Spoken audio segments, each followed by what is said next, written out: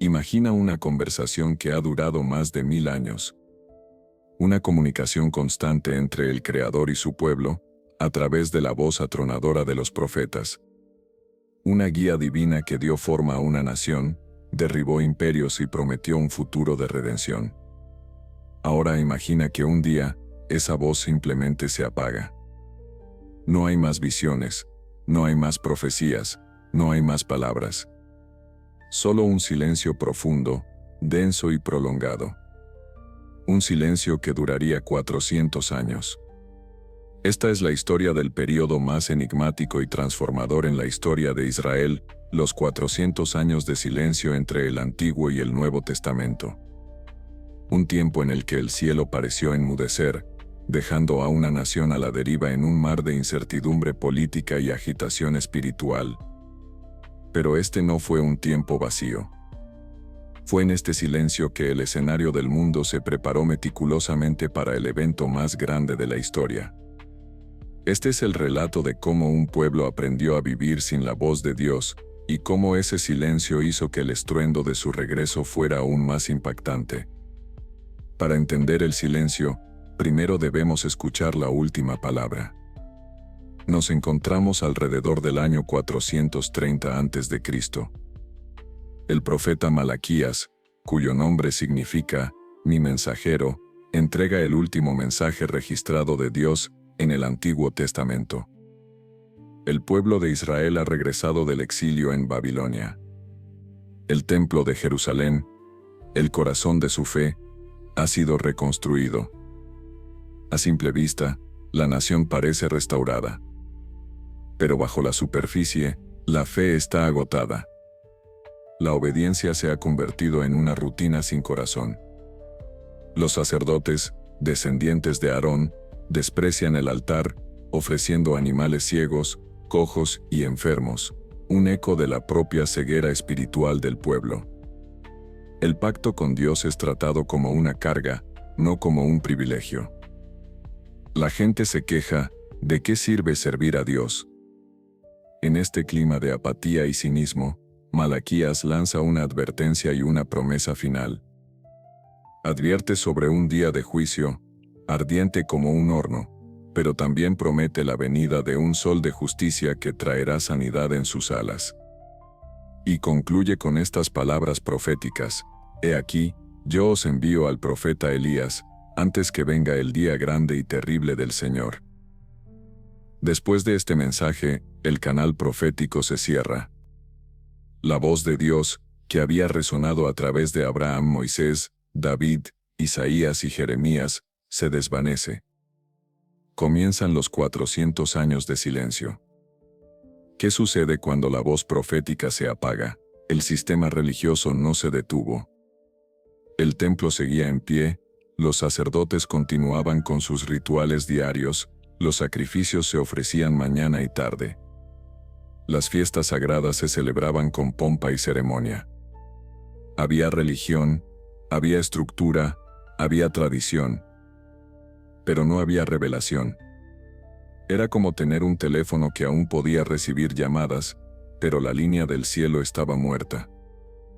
Esta es una de las lecciones más profundas de este periodo.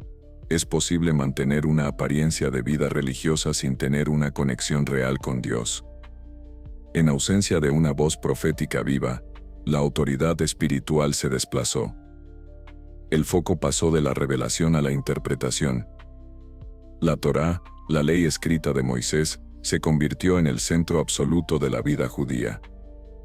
Y con la necesidad de interpretar y aplicar la ley a cada faceta de la vida, surgieron nuevos grupos y sectas. Los más conocidos fueron los fariseos. Eran laicos devotos, expertos en la ley, que creían en la resurrección, en los ángeles y en la soberanía de Dios. Su objetivo era construir un cerco de tradiciones y reglas alrededor de la ley para evitar que el pueblo la transgrediera. Aunque bien intencionados, a menudo cayeron en el legalismo, valorando sus tradiciones por encima del espíritu de la ley. En contraste, estaban los saduceos. Eran la élite aristocrática y sacerdotal. Controlaban el templo y el Sanedrín, el Tribunal Supremo Judío. Eran conservadores, aceptando solo la Torá escrita y rechazando las tradiciones orales de los fariseos. No creían en la resurrección, ni en los ángeles, ni en el mundo espiritual. Eran los pragmáticos, los políticos, más preocupados por mantener el poder y su buena relación con Roma que por las esperanzas mesiánicas del pueblo. Mientras Israel experimentaba esta reorganización espiritual interna, el mundo exterior estaba en constante ebullición. El silencio de Dios no significó un silencio político. El imperio persa, que había permitido a los judíos regresar a su tierra, cayó estrepitosamente ante el genio militar de un joven macedonio, Alejandro Magno. En poco más de una década, Alejandro conquistó el mundo conocido, desde Grecia hasta la India. Con sus ejércitos, no solo trajo la espada, sino también la cultura griega, un proceso conocido como helenización. El griego se convirtió en el idioma universal, y la filosofía, el arte, el teatro y el estilo de vida griegos se extendieron por todo el imperio. Para los judíos, esto representó una crisis de identidad. ¿Podían adoptar las costumbres griegas sin traicionar a su Dios? La traducción de las escrituras hebreas al griego, la famosa Septuaginta, fue un producto de esta era, permitiendo que el mundo de habla griega tuviera acceso a la revelación de Israel. Pero la presión por asimilarse era inmensa. Tras la temprana muerte de Alejandro, su vasto imperio se fragmentó entre sus generales. Israel quedó atrapado en medio de una lucha de poder de 150 años, entre dos de estas dinastías, los Ptolomeos, con sede en Egipto, y los Seleucidas, con sede en Siria. Inicialmente, bajo el gobierno relativamente benévolo de los Ptolomeos, los judíos disfrutaron de una paz precaria. Pero cuando los Seleucidas tomaron el control, la tormenta estalló. El punto de quiebre llegó con el rey Seleucida Antíoco IV, Merodese, quien se autodenominó Epífanes, que significa Dios manifiesto. Era un hombre arrogante y cruel, decidido a erradicar la fe judía y unificar su reino bajo la cultura griega. En el año 167 a.C., Antíoco profanó el templo de Jerusalén. Erigió una estatua de Zeus en el lugar santísimo y sacrificó un cerdo en el altar, un acto de blasfemia conocido como la abominación desoladora, profetizada por Daniel siglos antes. Prohibió la circuncisión, la observancia del sábado y la lectura de la Torá, bajo pena de muerte. Fue el momento más oscuro. Parecía que la fe de Israel sería extinguida para siempre.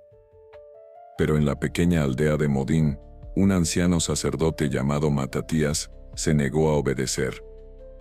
Cuando un oficial seleucida intentó forzarlo a hacer un sacrificio pagano, Matatías lo mató, junto con un judío apóstata. Con el grito de guerra, quien sienta celo por la ley y la alianza, que me siga. Él y sus 5 hijos huyeron a las montañas. Así comenzó la revuelta de los macabeos. Liderados por el más brillante de los hijos de Matatías, Judas, apodado Macabeo el Martillo, un pequeño grupo de guerrilleros judíos se enfrentó al poderío del imperio seleucida. Lo que parecía una locura suicida, se convirtió en una de las campañas militares más asombrosas de la historia. Usando tácticas de guerrilla, su profundo conocimiento del terreno y una fe inquebrantable, los macabeos derrotaron a ejércitos mucho más grandes.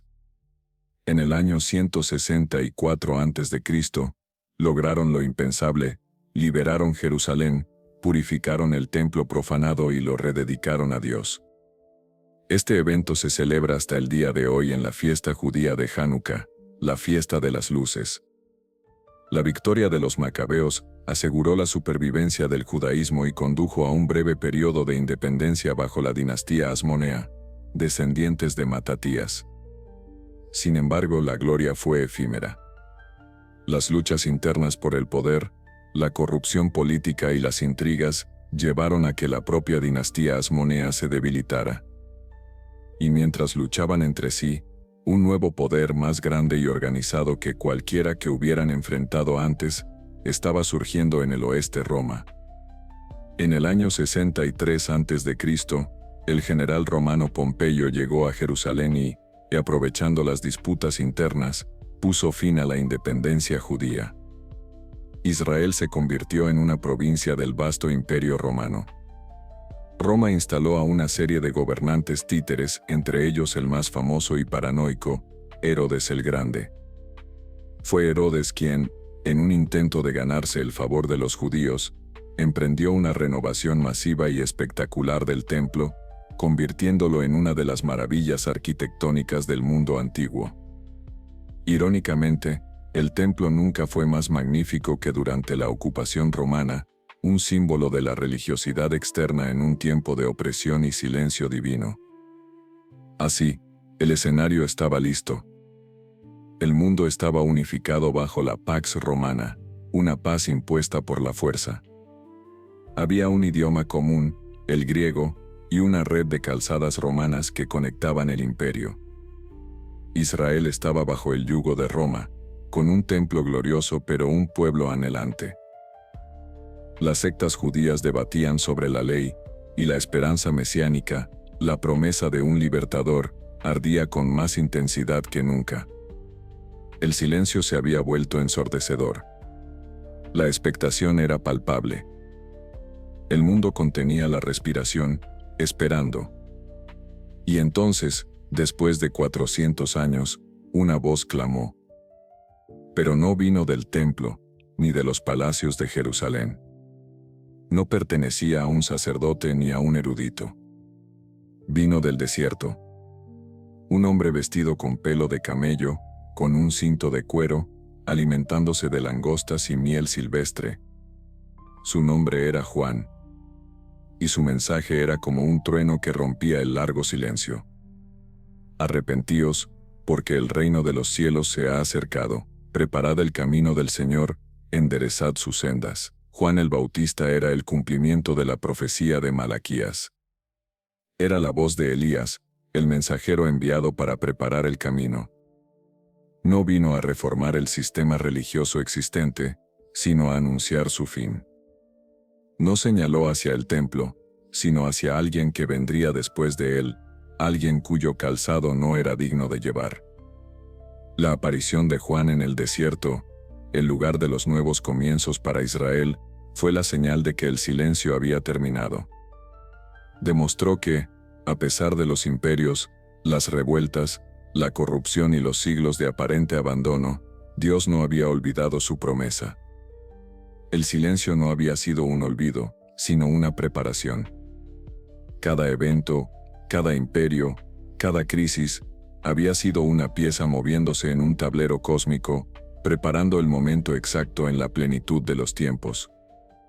Los 400 años de silencio nos enseñan que la ausencia de la voz de Dios no es la ausencia de su plan. Mientras los hombres construían imperios y luchaban por el poder, Dios estaba tejiendo un tapiz histórico para la llegada de su Hijo. El silencio preparó al mundo, unificándolo bajo un idioma y un gobierno. Preparó a Israel, intensificando su anhelo de un Mesías. Y preparó los corazones, demostrando que la religión, los rituales y los templos magníficos son vacíos, sin una relación genuina con el Creador. El silencio terminó no con un susurro, sino con la llegada del Verbo hecho carne. La palabra que había estado en silencio durante 4 siglos finalmente habitó entre nosotros. Y esa es la mayor lección de todas. A veces, el silencio de Dios es simplemente el preludio de su palabra más importante.